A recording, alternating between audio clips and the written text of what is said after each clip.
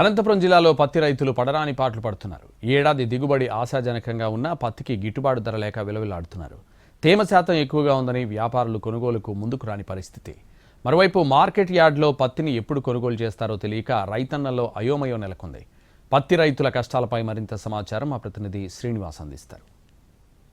పెద్దోడుగురు మండలంలోని వీరన్నపల్లి గ్రామంలో ప్రస్తుతం మనం ఉన్నాం. ప్రస్తుతం ఎక్కడ చూసినా ఇక్కడ పత్తి ఇంటి ముందర నిల్వ ఉంచుకున్న పరిస్థితి. ఈ గ్రామంలో అత్యధికంగా పత్తిని పండిస్తారు. మొత్తం దాదాపు 2 నెల నుంచి పత్తిని కోసేసి ఇక్కడ ఇంటి ముందర నిల్వ ఉంచుకున్న పరిస్థితి ఉంది. ఎక్కడ చూసినా పత్తి నిల్వ ఉంచుకున్నారు. ఎందుకు ఉంచుకున్నారు తెలుసుకునే ప్రయత్నం చేస్తాం. దాదాపుగా పెద్ద ఎత్తున పెట్టుబడులు పెట్టినప్పటికీ పంట దిగుబడి రాలేదని చెప్తున్న పరిస్థితి. రైతులను అడిగి తెలుసుకునే ప్రయత్నం చేద్దాం. మీరు ఎన్ని ఎకరాల పంట పెట్టారు? ప్రస్తుతం ఇదే మొత్తం మీదేనా? మొత్తం మాదే సార్. ఇంత పత్తి అంతా మొత్తం 8 ఎకరాలు పెట్టినాము. 12 క్వింటాలు దిగుబడి వచ్చింది అంతే. ఎకరాకు 2-3 క్వింటాల కన్నా ఎక్కువ రాలేదు దిగుబడి. కొనుగోలు చేద్దామంటే ఎవరు రావడం లేదు. చేసి పోదామంటే ధర పత్తి బాగాలేదు, టేప్ సరిగ్గా రాలేదు, మీ ధర అయితే రేట్ పెరగదని ఎవరు రాలేదు. ఇంత దళారీ వస్తుంది.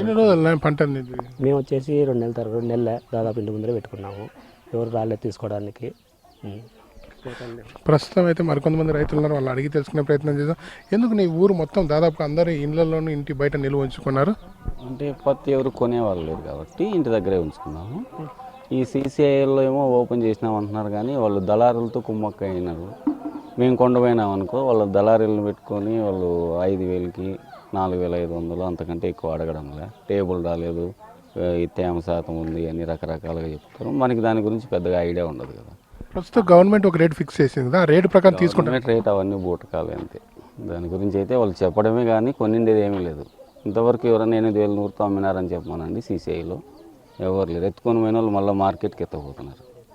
అంతకు మించి అయితే ఏమీ లేదు. వాళ్ళు చూపడాలకు పెట్టుకున్నారు. మామూలుగా ఇక్కడ నుంచి ఎక్కడికి ఎక్స్పోర్ట్ అవుతుంది? ప్రస్తుతం గుత్తిలో కూడా కొనుగోలు కేంద్రం పెట్టారు కదా, ఎక్కడికి ఎక్స్పోర్ట్ అవుతుంది? ఇక్కడ మేమైతే ఎక్కువ ఆదోనిను బళ్ళారి పోతాంటిమి. ఇప్పుడు అక్కడ ఎవరు కొనడంలే.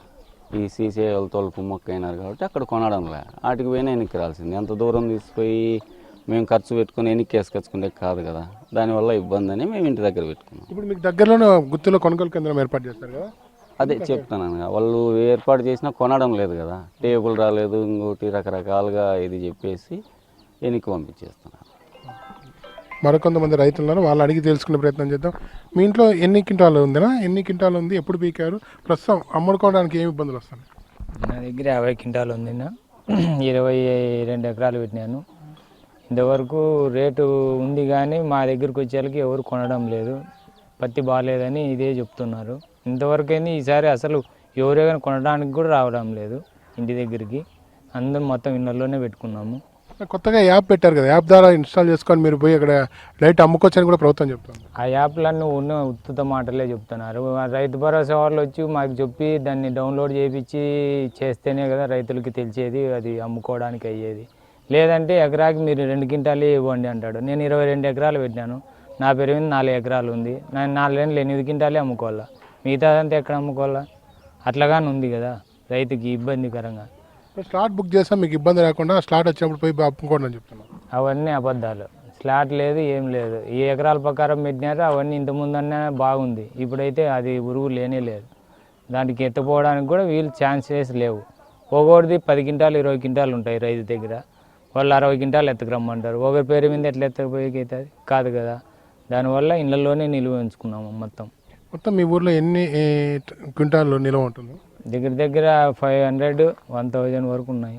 దళారులు ఒకవైపు మోసం చేస్తుండగా మరోవైపు లేనిపోని యాప్ల వల్ల తాము ఇబ్బందులు పడుకుంటామని చెప్పి వీరన్నపల్లి గ్రామస్తులు ఆవేదన వ్యక్తం చేస్తున్న పరిస్థితి ఉంది. వీరన్నపల్లి గ్రామం నుంచి కెమెరా శ్రీనివాస్, NTV.